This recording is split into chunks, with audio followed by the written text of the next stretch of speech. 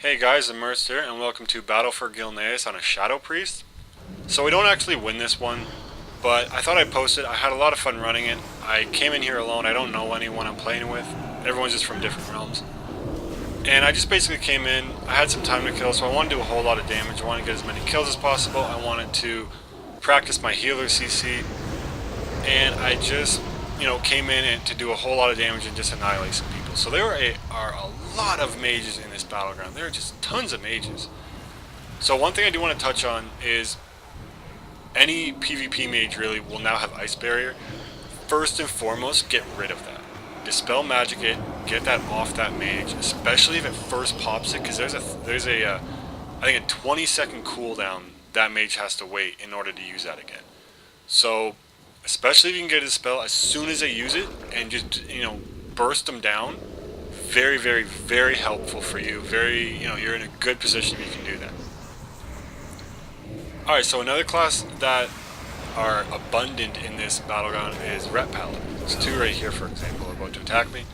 I know they are a very high DPS class, so I'm not going to let them get close to me, and if they do, I'm going to use my Dispersion. One thing you can get rid of them is their Sacred Shield if they pick it up. For example, right here I could have dispelled the Sacred Shield off of the Paladin I have targeted right now. However, I did pop my Dispersion. I didn't want to get any heavy damage. So, I was attacking this Ret Paladin, main reason because one of my teammates was trying to get the flag, and I did want to try and get a crit Mind Blast in to stop him in his tracks, just for a few seconds in order for that mage to get it. Didn't happen though. Not a problem. We are just going to keep going and finish this Ret Paladin off. Unfortunately, I had to use my silence there.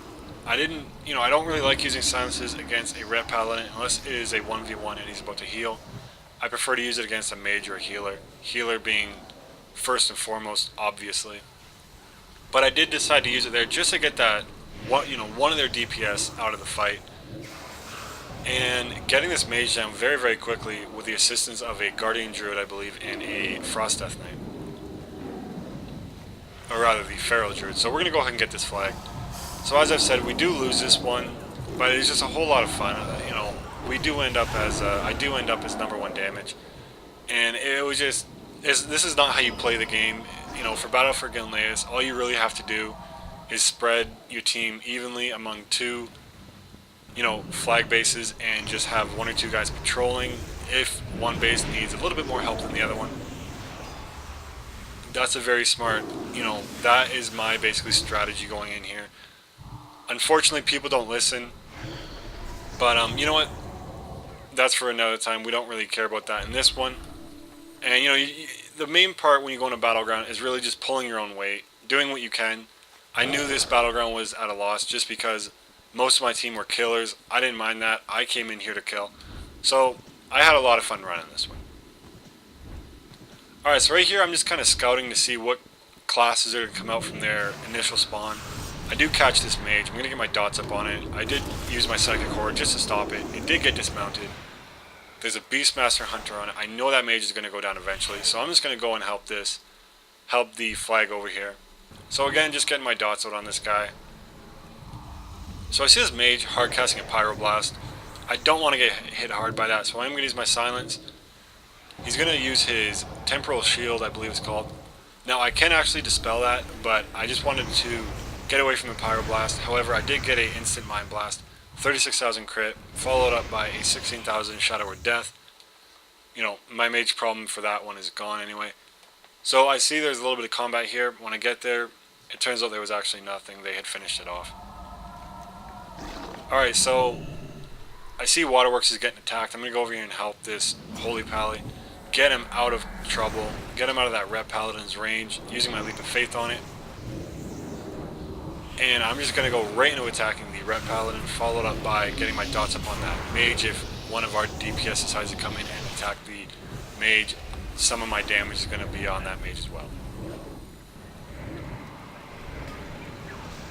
So another thing you can dispel, I'm pretty sure, is Hand of Freedom on Ret Paladins, which is very, very good, especially if, you have a Frost Mage helping you out. You can, it'll be slowed, and as soon as they pop that, boom, dispel it. That Frost Mage's Frostbolt will slow it down again. It's very, very useful. Alright, so cleaning up this base, looking for anyone else.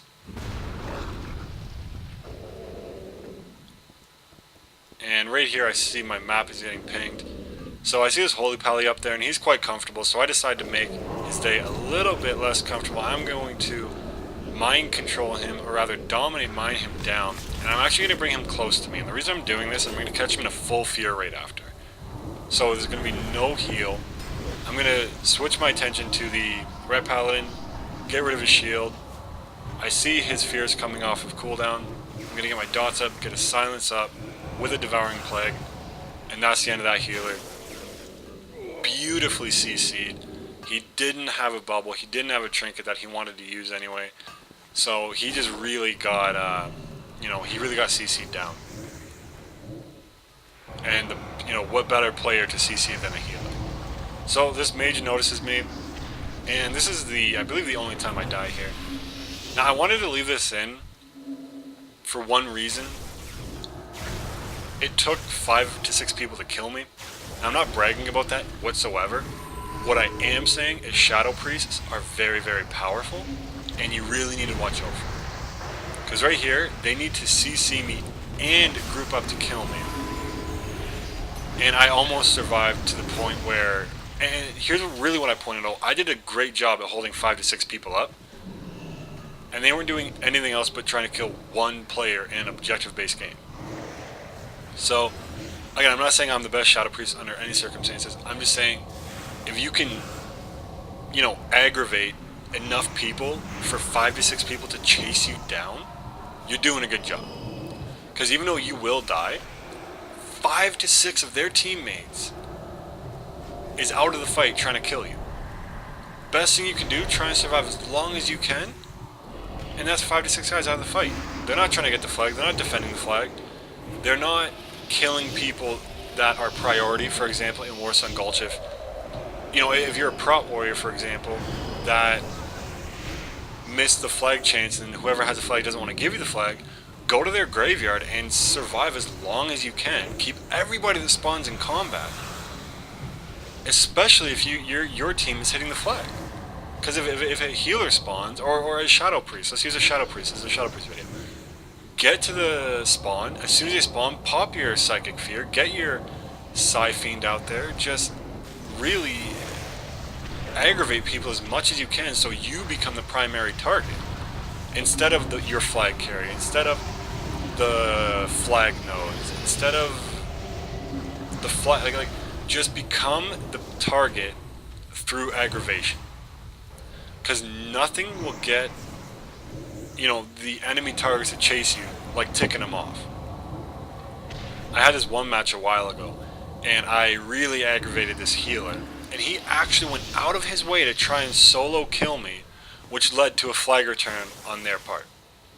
So, because he was aggravated with me, he actually tried to solo kill me, not being able to heal his flag carrier. Our team went in, returned it, and he looked kind of silly at that point because, regardless of him not being able to kill me as a healer, he didn't really do his job. And all because I aggravated him a little bit. So that's also something to keep in mind. So this Elemental Shaman here just gets demolished. It's PvE geared. It just happens. So I see the healer again. Now I am going to try to dominate Minded again. Unfortunately, he did have a bubble up. So I'm going to try right here. Or rather a trinket. He does trinket it. And he just keeps on healing. And it's just a very powerful healing class. There's not much I can do, especially as you can see, all my DPS are behind me. I am the only one on this healer. Trying my best to CC it. And it's just not going to work out well for this flag node for us right now. Now, another thing you can do is once you get so right here, the healer does go down. If one of our Frost Mages realizes it, I'm going to get my Massive Spell up. And we are just going to go right into attacking this healer, getting the healer down as quickly as you can.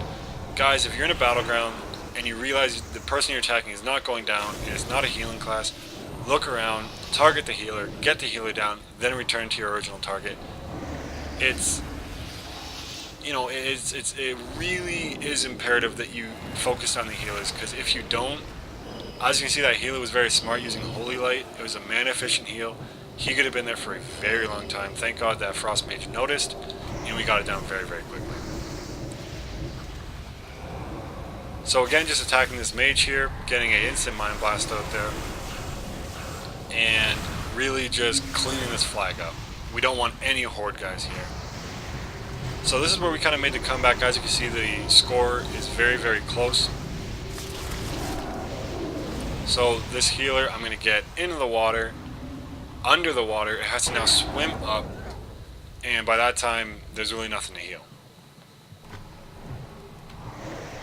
So we're going to try and down it, and at this point, I don't really care about killing the healer. There's nothing here for it to heal, but a dead healer is a happy healer for the other side.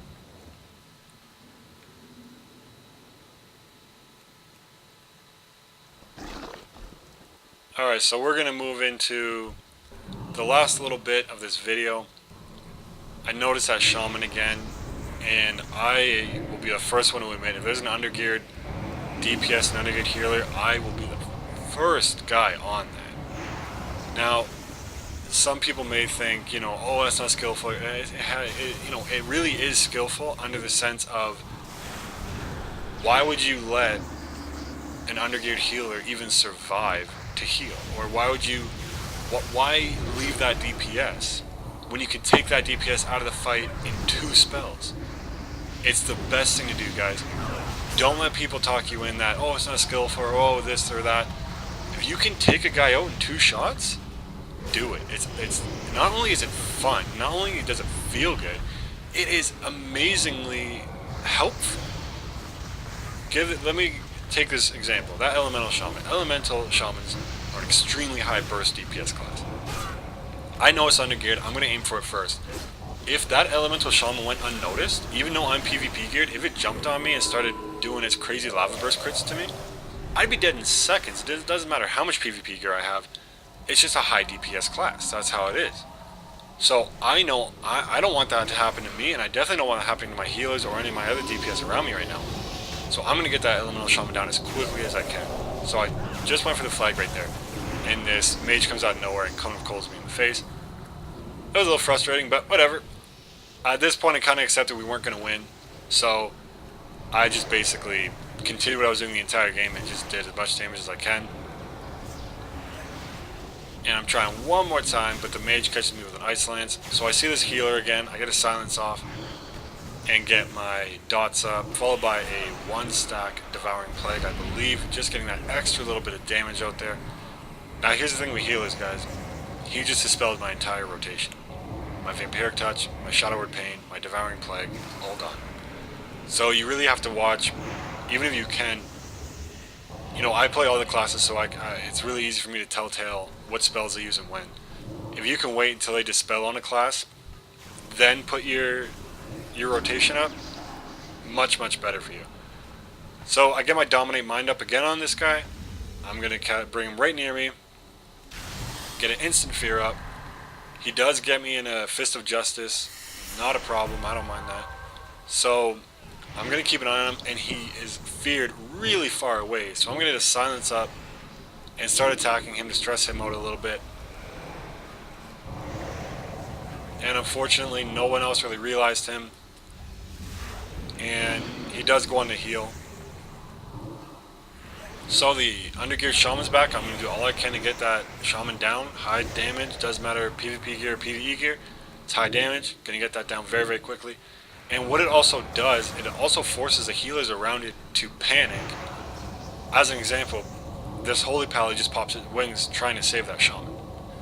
So it's also very, very good to force healers to panic, blow cooldowns, you know, mess up on their spells, and all in the meantime trying to save one class that's going down very, very quickly as a healer, especially on discipline. You know, it's not a good thing. Alright guys, there we go. Number 1 damage, 12 killing blows. It was a very fun match. I hope you guys enjoyed it. If you did, be sure to subscribe, like, and comment. And as always, happy hunting. Thank you guys so much.